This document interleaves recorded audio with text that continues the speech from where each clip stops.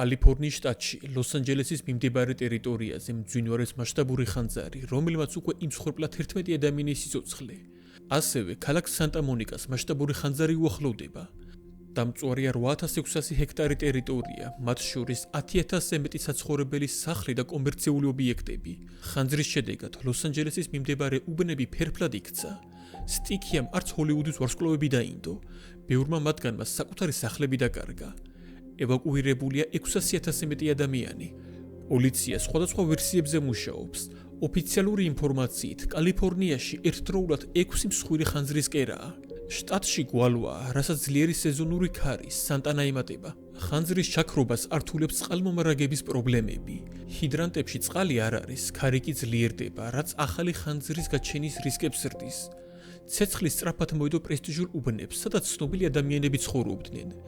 რის შემდეგაც მალიბუსა და სანტა-მონიკას მიმართულებით გავრცელდა. კალიფორნიის გუბერნატორმა გევინ ნიუსომმა წყალმომარაგების პრობლემების გამოძიება მოითხოვა.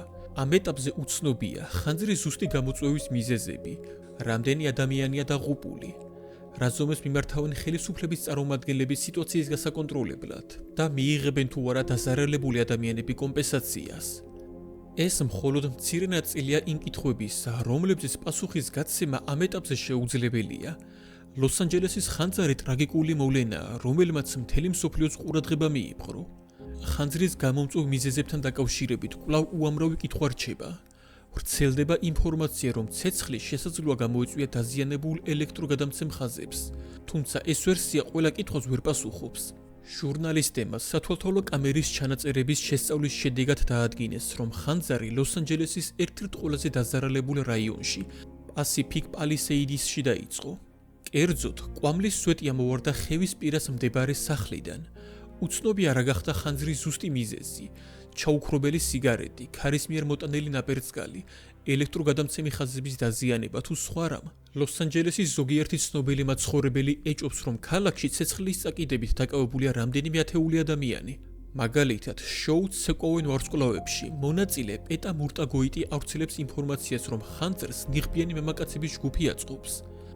ასევე ცნობილი მიკრობიოლოგი ენდრიუ გუბერმანი ვიდეოს აქვეყნებს, სადაც ჩანს, რომ ადამიანების ჯგუფი სანტა-მონიკას მიმდებარედ კოცონს ანთებენ, რის შედეგადაც პალმის ხეები იწვის.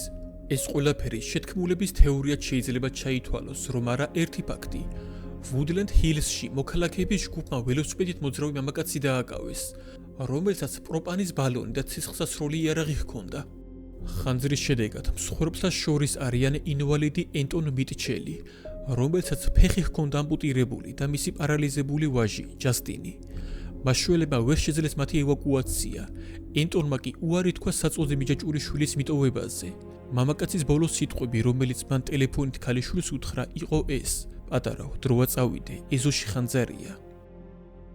ხანძარს ასევე ემსხვერპლა პენსიონერი ერლინგ კელი, რომელიც საკუთარ სახლში დაიღუპა. ხანძრის დროს არა მხოლოდ სტიქია, არამედ ადამიანური ფაქტორიც იჩენს თავს.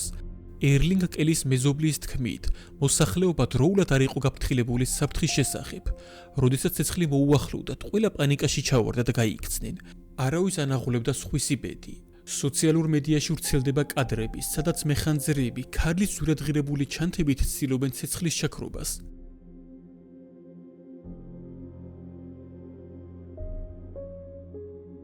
შლანგი დაზიანებული აქვთ. ვედრები არ არის. ერთი ახალგაზრდა ცეცხლის ჩაქრობას ცდილობს 2 შეკვრა სოიოს რძით. ლოს-ანჯელესში ყველგან დგას ჰიდრანტები, მაგრამ წყალი მათში მომენტალურად გაქრა. ხელისუფლება უსუსურად იმართლებს თავს. მათი თქმით, ჰიდრანტებისა და წყლის რეზერვუარების სისტემა ასეთი მასშტაბური ხანძრისთვის არ იყო გათვლილი. დატვირთვა 4-ჯერ აღემატებოდა ნორმას. ვერტფრენებს კი ძლიერი ქარის გამო ფრენა არ შეეძლოთ. ლოს-ანჯელესის საკრებულოს წევრი ტრეისი პარკი ხაზს უსვავს ქალაქის ინფრასტრუქტურის ქრონიკულად არასაკმარისი დაფინანსების პრობლემას. დონალდ ტრამპი მომხდარში კალიფორნიის გუბერნატორის გევინ ნიუსომის დადანაშაულებას ცდილობს. ნიუსომი 5 წლის წინ ხანძრის პრობლემის მოგვარებას დაჰპირდა ხალხს, თუმცა როგორც ჩანს, ამ მიზნით გამოყოფილი 3.5 მილიარდი დოლარის დიდი ნაწილი გაფლანგულია. გუბერნატორის გუნდმა 690%-ით გაზარდა იმ მიწების რაოდენობა, სადაც მათი თქმით სპეციალური ბარიერები დაამონტაჟეს და სახიფათო ნარგავები გადაწვეს. ლოს-ანჯელესის ხანძარი არა მხოლოდ სტიქიური უბედურებაა, არამედ სისტემური პრობლემებისა და უპასუხისმგებლობის შედეგი. ეს ტრაგედია ნათლად აჩვენებს თუ რამდენად მნიშვნელოვანია ინფრასტრუქტურის განვითარება, პრევენციული ღონისძიებების გატარება და კრიზისურ სიტუაციაში ოპერატიული რეაგირება. ლოს-ანჯელესის ხანძარმა ამერიკის პოლიტიკურ ელიტასაც შეუქმნა პრობლემები. ცეცხლის ზონაში მოხვდა სახლი, რომელსაც პრეზიდენტ ბაიდენის ვაჟი ჰანტერი ქირაობდა და ასევე ვიცე-პრეზიდენტის კამალა ჰარისის ვილა. ხანძრის შედეგად დაზარალებულებისთვის კიდევ ერთი სერიოზული პრობლემაა დაზღვევის მიღება. გასულ წელს მსხვილმა სადაზღვეო კომპანიებმა უარი განაცხადეს კალიფორნიაში სახლების ხანძრისგან დაზღვევაზე, რადგან რისკი ძალიან მაღალია. State Farm Insurance-მა 72,000 სახლის დაზღვევის პოლისი არ გააგრძელა. Liberty Mutual-მა და State Farm-მა 50,000 შენობის დაზღვევა შეწყვიტეს გლობალური კატასტროფის შემთხვევაში ფინანსური კრახის შიშით.